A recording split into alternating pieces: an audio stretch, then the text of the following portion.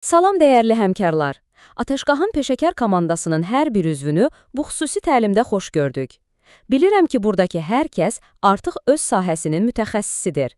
Elə buna görə də bugün biz standart satış qaydalarından danışmayacağıq. Bugün biz birbaşa kasko satışının ən yüksək pilləsinə, ustad dialoqlarına keçid alacağıq. Bəli, bu təlim sırf sizin üçündür. Yəni, artıq bu işin içində olan atəşgahın, belə deyək, ağır artilleriyası üçün hazırlanıb. Bəs məqsədimiz nədir? Məqsədimiz onsuz da yaxşı olan nəticələrimizi götürüb əla səviyyəsinə qaldırmaqdır. Gəlin başlayaq. Baxın, bütün təlimimizin canı əslində bu cümlədədir. Bizim işimiz nədir?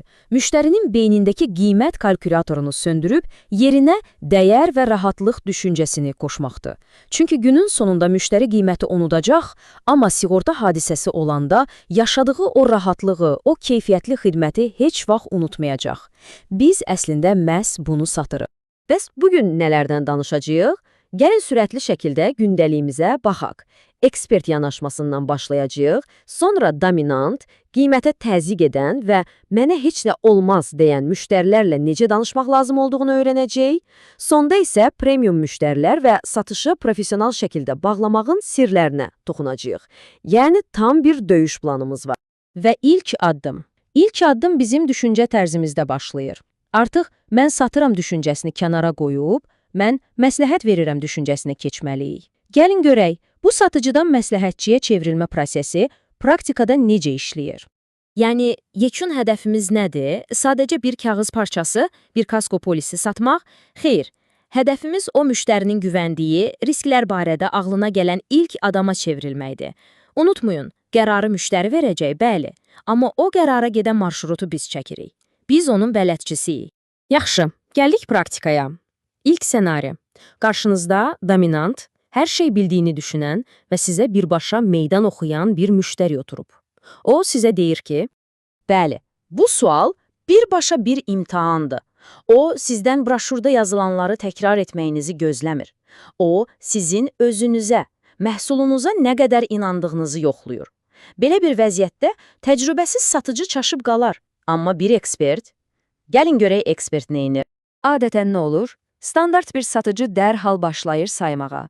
Bizdə bu var, o var, filan limitlər belədir. Amma bu, heç bir təsir bağışlamır. Çünki müştəri bunu onsuz da bilir. Bir ekspert isə tamamilə fərqli bir qapıdan girir söhbətə. Biz məhsulun özəlliklərindən yox, müştərinin o kritik anda yaşayacağı təcrübədən danışırıq. Baxın, işin bütün sirri buradadır. Bizim əsl fərqimiz bu polisi alanda yox, Allah eləməmiş bir hadisə olanda ortaya çıxır. O anki hamı təlaş içindədir, biz müştərimizə nə təklif edirik? Tam bir rahatlıq. Söhbəti məhz ora, o çətin anın bizim sayəmizdə necə asanlaşacağına gətirməliyik. İndi isə gəldik ən məşhur, hər birimizin hər gün qarşılaşdığı vəziyyətə. Bəli, söhbət qiymət təzyiqindən gedir. Müştəri masanın üstünə rəqibin təklifini qoyur və bunu bir növ silah kimi bizə tuşlayır. Eşitdiniz? Bu cümlə əslində gəl qiymətini müdafiə et demək deyil. Bu bir testdir. Müştəri sizin öz məhsulunuzun dəyərinə nə qədər möhkəm inandığınızı yoxlayır. Və bizim cavabımız müdafiə olmamalıdır. Tam əksinə, biz indi taktikamızı dəyişib müdafiədən hücuma keçməliyik. Normalda satıcı nə edir? Başlayır öz qalxanını qaldırmağa. Amma bizdə o var, bu var, bu zəif mövqedir.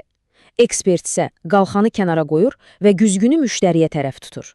Yəni biz qiymətimizi müdafiə etmirik. Əksinə, müştərini məcbur edirik ki, o ucuz təklifin içərisindəki gizli riskləri özü görsün. Bax, bu cür dəqiq, hədəfli suallarla biz nə edirik? Biz müştərinin beyninə bir şübhə toxumu əkirik. Bizim məqsədimiz ucuz sözünün parıltısını alıb, onun altındakı pası, yəni gizli riskləri və limitləri üzə çıxarmaqdır.